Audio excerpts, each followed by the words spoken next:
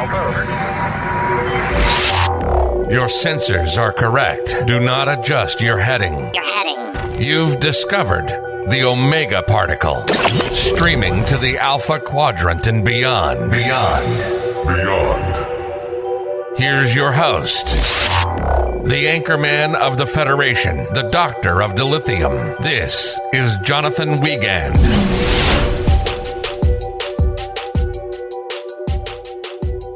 Welcome to the Omega Particle Podcast. Like the man said, my name is Jonathan Wiegand, and boy, this is going to be a fun episode today. We are boldly going in to our DS9 review, and this episode is going to make you question a lot, mainly both your morals and your real estate rights, and what you know and what you don't know about that. This is pretty interesting. Probably one of the heavy hitters that we see from DS9 right off the bat. And one of those that I absolutely love. It absolutely sets up DS9 to be the game changer that it is. But before we get into the review, so I am dealing with this really bad sinus infection. It is terrible. It's like in my mid-jaw. It's in the right side of my head, but there's no anything. It's a weird, I've never had anything like this in my life.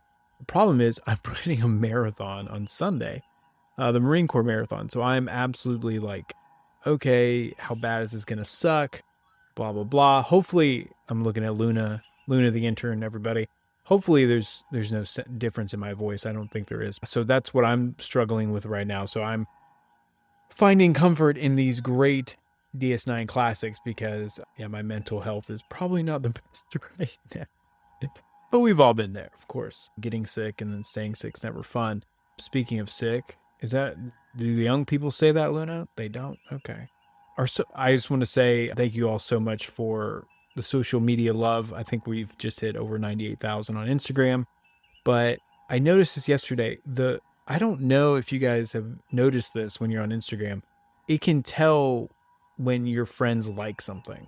And so there's one guy, and I don't advocate for him, but he is this Fox News anchor and he follows me. And again, don't agree with his politics or anything like that.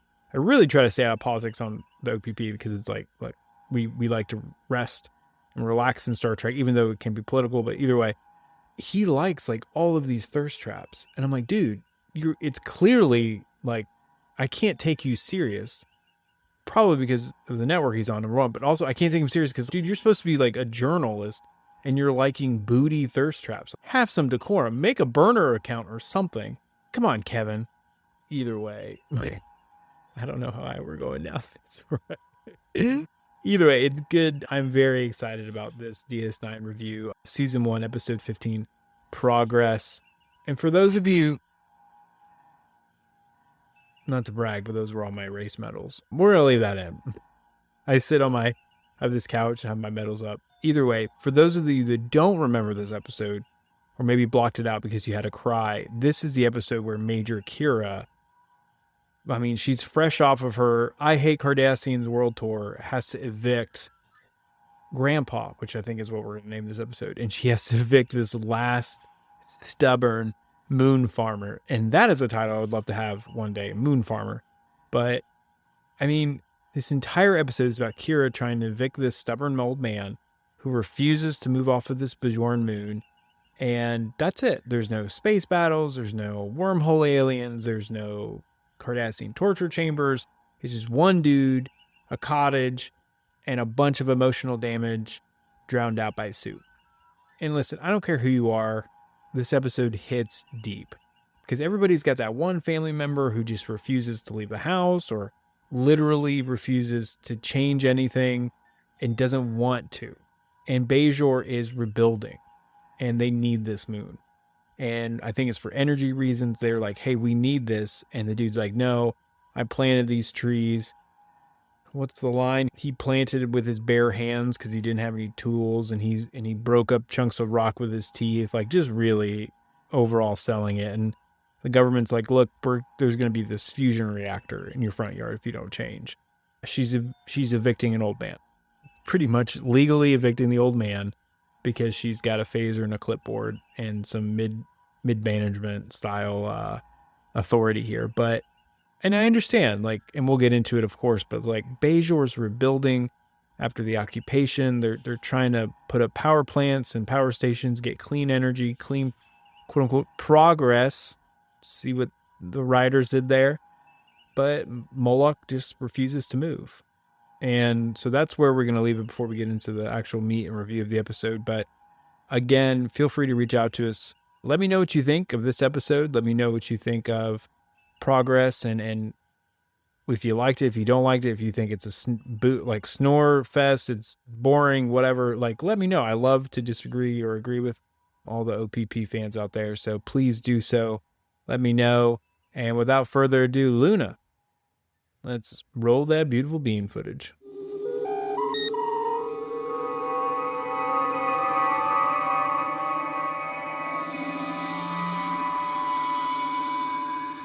So the episode starts off with Kira getting assigned to oversee this relocation project. She's all business. She's Major Nerys mode activated, even though she doesn't turn Major never mind. No, she's Major now. It's Colonel. That's it. She didn't turn Colonel until like season 6 or 7. But you can practically hear the Bajoran national anthem in her footsteps. She's checking boxes, relocating families, being efficient, and then all of a sudden she's meat. And from that moment on, it's game over, because you cannot reason with him. He has nothing to lose and everything to complain about. And kind of like, some of my old landlords. But here's the thing. Kira goes in there with her usual fire. She's ready to fight. You're going to get relocated for the greater good. And Mullibok just looks her dead in the eyes and be like, no, not doing it, man. And that completely destroys her for 40 minutes.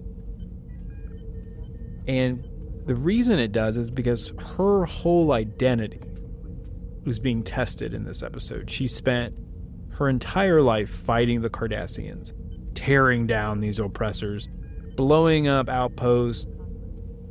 But now she's the system. She's the government. She's the one in charge. She's the one relocating. She's the one with the clipboard and the phaser. She's enforcing the orders. And for someone like her, for Kira, that's worse than prison. And she hates it. She's looking at Mullibok like, man, I used to be you. I used to be just like you. Mullibok's like, you used to be cool, man. Not anymore. It's kind of like watching a punk rock rebel get promoted to like mid-management in a software company. It's weird, and it kind of looks odd. And that's where Kira's at emotionally. She wants to rebel, and she's used to it. That's her identity. But she also wants to do her job, and she wants to make Bajor better, because that's why she fought. That's why she sacrificed. And that is what makes this episode the best, because that's the conflict with quote-unquote progress. It's a sneaky, heavy episode. And and it kind of turns into a therapy session about like what your identity is. And if you're asking, if you don't remember the episode, you're like, oh, he refuses to leave? Does she arrest him? And it's, oh, no, she stays the night. Okay, Luna, not like that. Luna, the intern's giving me a look. Not that kind of stay the night. She ends up staying over at the guy's house because he has some people there. They got their tongues cut out. Yeah, it's just like a random drop. It's like, well, they don't talk. It's like, why not? The Cardassians saw to that. I'm like, damn. Okay. But he literally was like, okay, if you're going to stay, you're going to have to make some soup. And you're going to like wash these roots and stuff like that. And then fix his roof. And then they start getting into a little bit of her childhood. And it goes into full Hallmark Channel Bajor edition. And Mullibok, this man, just plays her like a fiddle. He's charming. He's wise. He's manipulative as hell. He's practicing that old man guilt perfectly. And like I said at the beginning of the episode, he starts talking about the land, the soil, the sweat of his brow, and all that great stuff. He asked her, he's like, why did you win? Why did you win against the Cardassians? And she was like, well, we just got fanatic about it. We were not going to lose. We just became fanatics. I can understand that. And so it's like, again, he's trying to make that parallel with her to be like, hey, we're on the same side. We're the same person. you're just the government now, but you're really like me. And that's, again, very smart by him, very manipulative, but very smart. And I don't blame it at all for doing that because he wants to keep his house. Now, the episode is called Progress, and that's the trick. It's not about technology or politics. It's about Kira realizing that progress isn't just about moving forward. It's also about letting go. Letting go of the quote-unquote fight. Letting go of the trauma even. And letting go of what defines you. So when Luna, so when you had to stop drinking Celsius at 9 a.m., that was like your moment, exactly. But for Kira, it's less about, I would say, caffeine addiction and more about, decades of armed rebellion and survivor's guilt. Mullibok represents old Bajor, the people who refuse to change because the pain was familiar. And Kira represents the new Bajor, the ones who have to build something better, even if it means burning down what's left of the past. And that's what makes the ending so hard.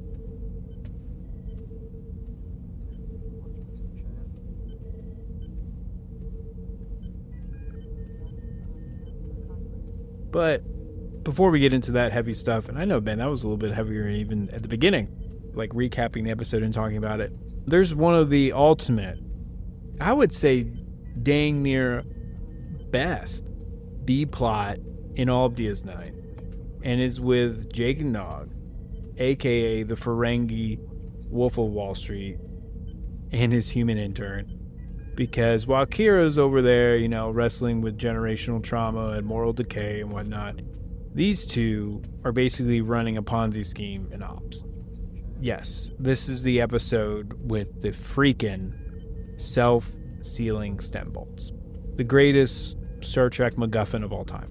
Because not only does no one know in the entire show ever explain what a freaking self-sealing stem bolt does, it does become the cornerstone of this economic empire by these two 14-year-olds. And I mean, it's kind of like if Elon Musk started Tesla at age 12 using Pokemon cards in his dad's AOL account. So do these two kids actually make money? No. Do they learn what capitalism is? Which you could say for some of Starfleet is way scarier than a Borg cube.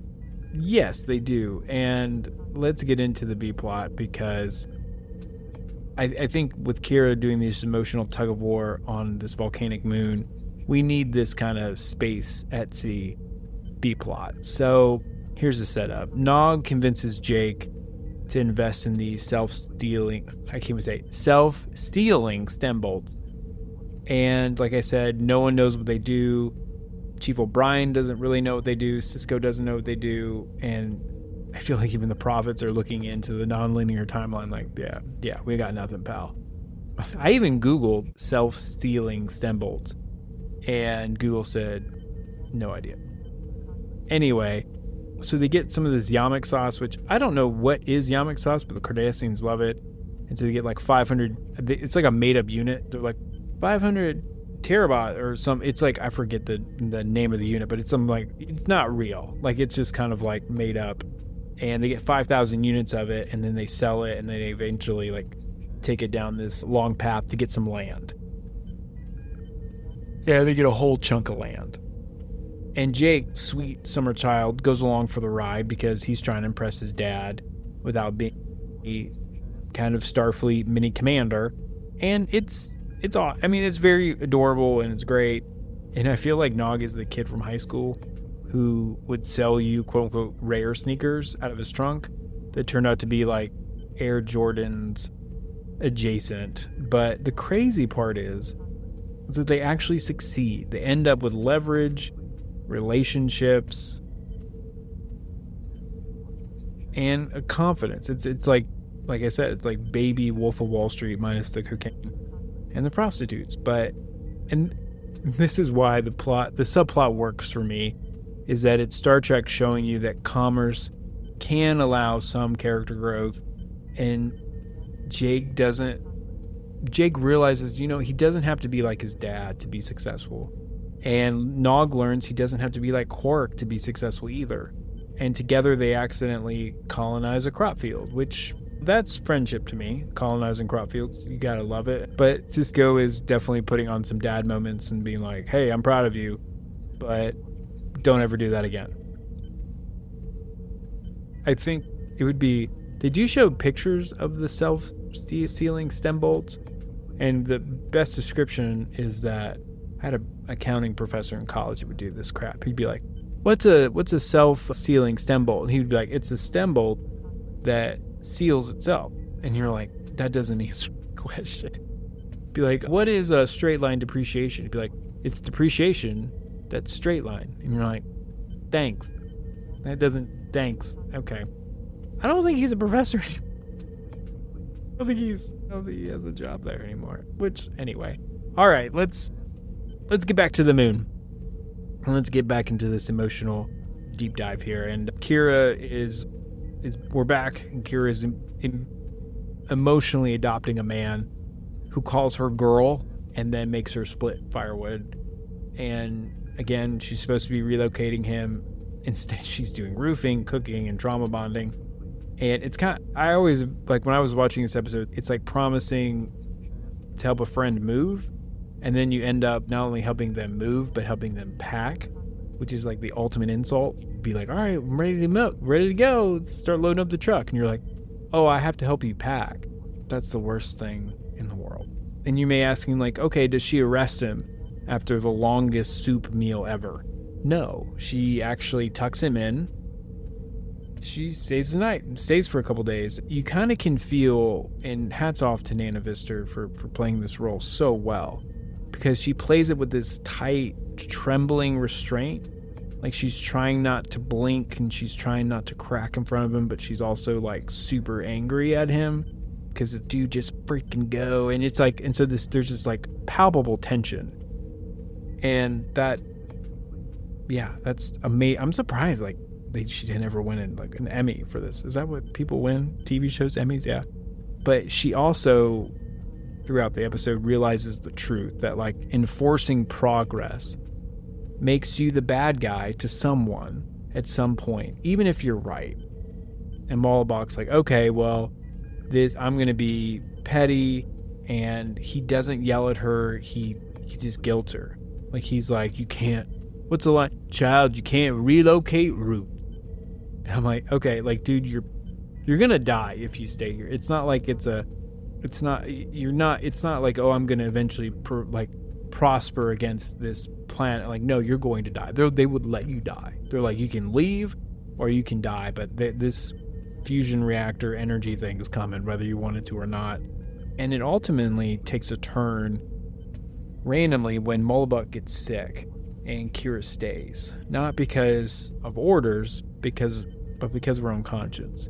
She stays, like, she stayed for the Bajor during the occupation. She's stubborn, she's loyal, and she has some tenderness behind her armor as well. They tell stories about building the house and him beating the land into something livable, and you see, and I mentioned this earlier, like, you see her story fold into his story, because it's the same story. Just swap farm for cell and hoe for phaser. I noticed when I was watching, I was like, yeah, I don't know, shout out to like the prop people, because that soup looks nasty. It's like 85% brown, and you know that thing's real. You know that's like legit soup, because if it was on Voyager, it'd be this nasty ass khaki color miso soup looking stuff. So hats off to the DS9 props department. But anyway, morning comes, and after he's sick, and Kira just knows. She knows Mullibok's not going to leave. She knows she's failing, and there's only one way forward, and that's to destroy the past. Which brings us to the scene, this confrontation. If you make me leave, you'll have to kill me. Mullibok hits her with that nuclear manipulative line, like a poorly timed ex in high school. If you leave me, I'll kill myself. And which, again, like, what okay, but this is not the time or place. But yeah, when you get hit with that line, and the funny thing is, Kira has killed people, absolutely, But she doesn't flinch when he does that. She just absorbs it, because the iron truth is she's not here to kill the man. She's here to kill the story he tells about himself. She calls for evacuation, he refuses, and she realizes if he won't walk away from the damn house, the house has to walk away from him. So she burns it. She burns down the house. Burning down the house. She burns down the house. She blows up that freaking, I don't know, kiln, because he was just always, she even helped build it. Like, she blows up the kiln, and to me, it's one of the most raw, most honest Star Trek moments, and early moments in DS9 that just,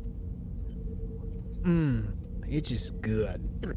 You know, it's like, it kind of tense, and it's building all episode, and you have this kind of like cathartic release when the house is burned down, because she's crying.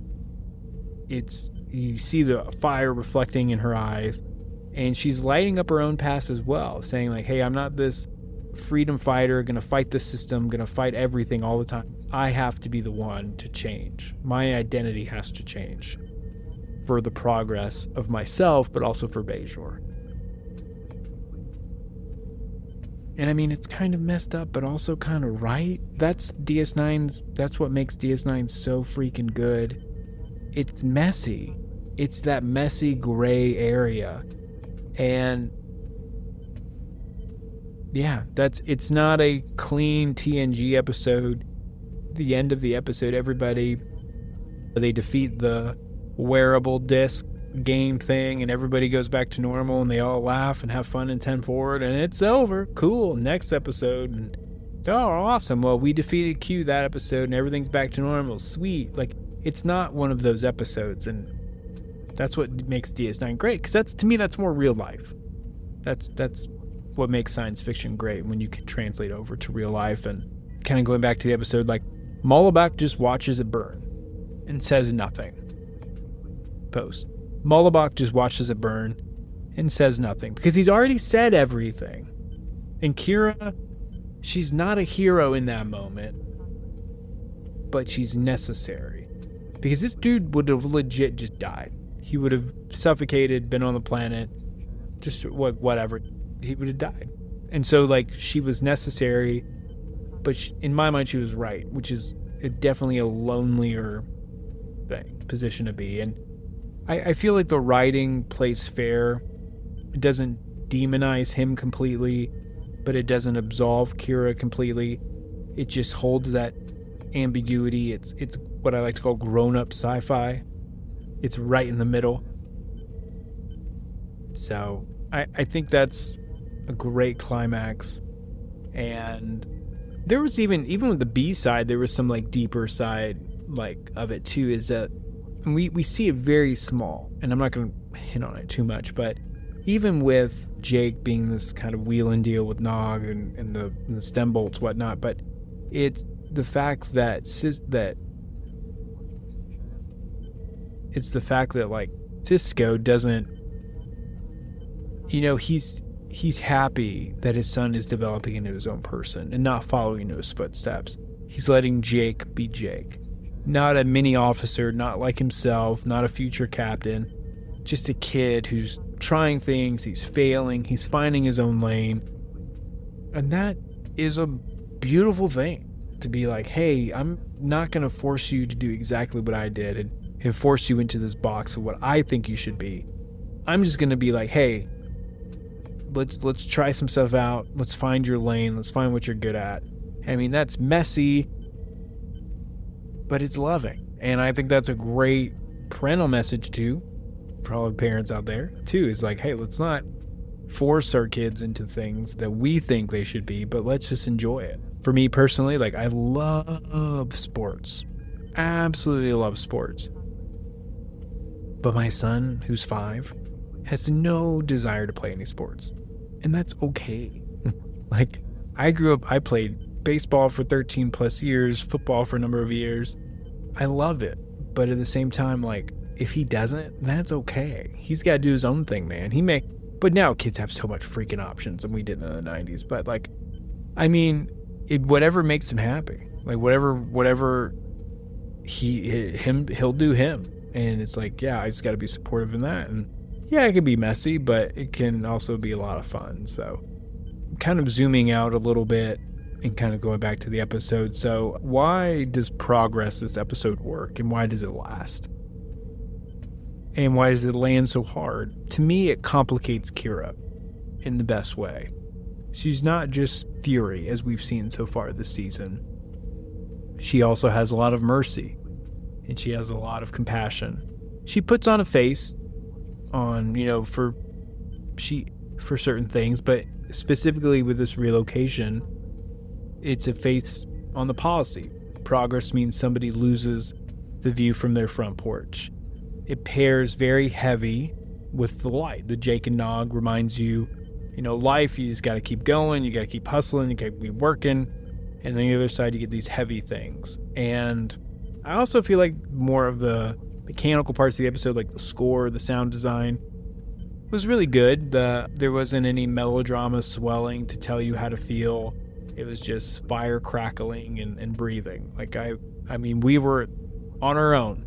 The DS9 creators, they just trusted us and had confidence in the audience to just come up with these things and pick up on these things, which huge props, which was great. Another random thing is that, like, just looking through my notes here, is like Nana Vista, she had a lot of micro expressions, as I call them, like a lot of little like facial expressions during the whole episode, during Mullibok's speeches and talks, and especially when the house was burning down. And I just feel like that was should have freaking had an Emmy for that. That was so good.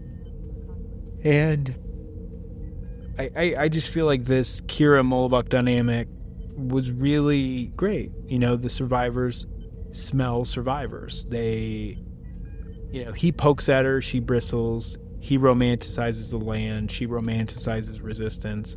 Both are nostalgia drunk for a version of themselves of the future can't have. And it's like watching two people fight over a coat that none of them can fit in anymore. That's a good line, Luna. Did you write that? That's good. But I feel like it was, again, that's what makes it one of the best early episodes.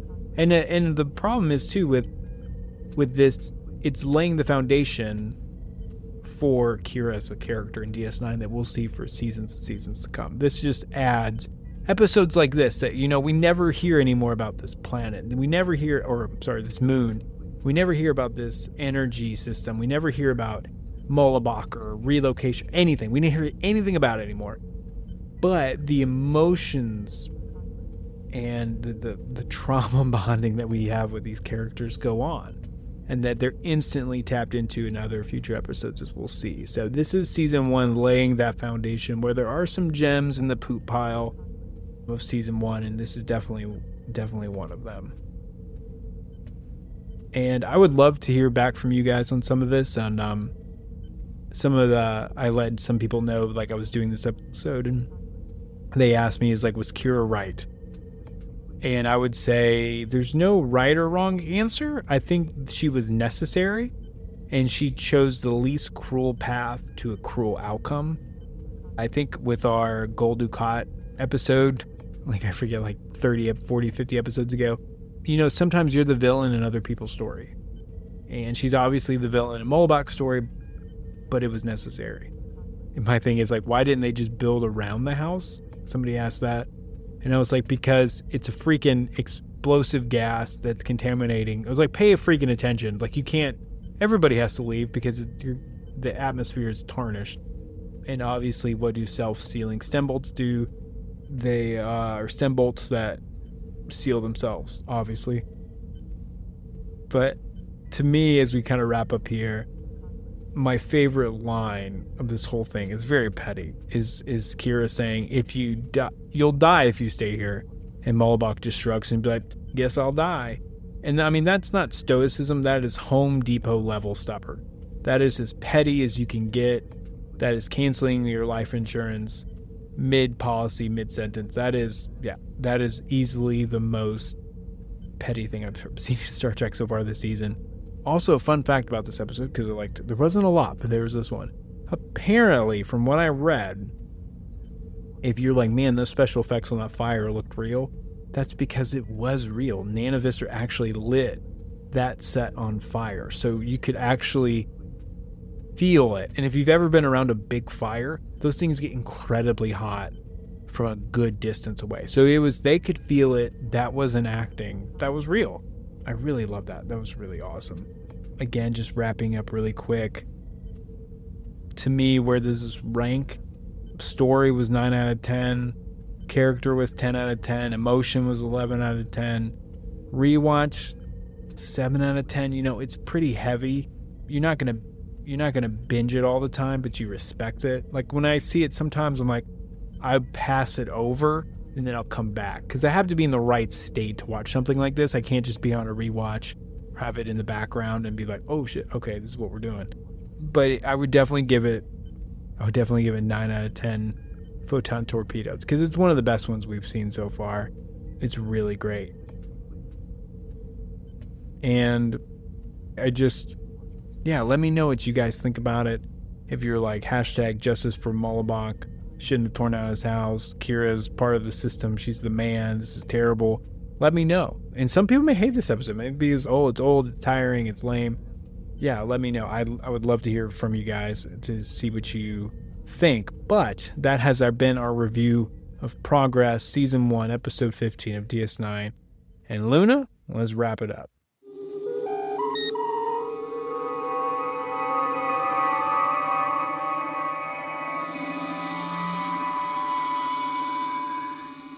Thank you all so much for listening and being a part of our DS9 reviews. It's been fun. I can't believe it's already 15 episodes into this.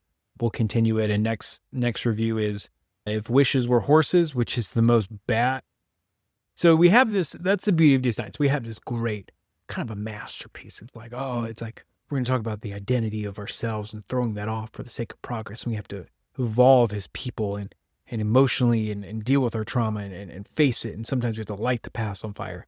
And in the next episode, we have effing Rumpelstiltskin and just a freaking Jadzia Dax which is in heat. Because I'm like, first off, could that episode be made today? Probably not, because it's very like demeaning towards Terry Fowler, I think. But either way, we'll get into that next week. But yeah, it's freaking Rumpelstiltskin, and like, again, like if you really think about like your holodeck projections becoming real and your mental things becoming real, like praise the Lord, it wasn't. We got what we got, because it could have been a lot effing worse. Either way, so the beauty of DS9 is that you have this great masterpiece, and you'll have this like bat crazy one literally the next episode. So that is coming down the pike. We also have another special episode coming out this week later on Thursday or Friday before I head out to DC. So I'm very excited about that. Yeah. So again, thank you all so much for listening. Feel free to reach out. I'd love to hear what you guys think about this episode, what you think about Progress, what episode you're excited for DS9 in general. But thank you all so much for listening. Remember to take care of yourselves out there. Keep in charge of your mental health. Reach out for help if you need it. We're all here for you. We all want to make you see the next day, the next episode. You're part of the Trek family, so yeah, we want you around. And without further ado, second star of the right, straight on till morning.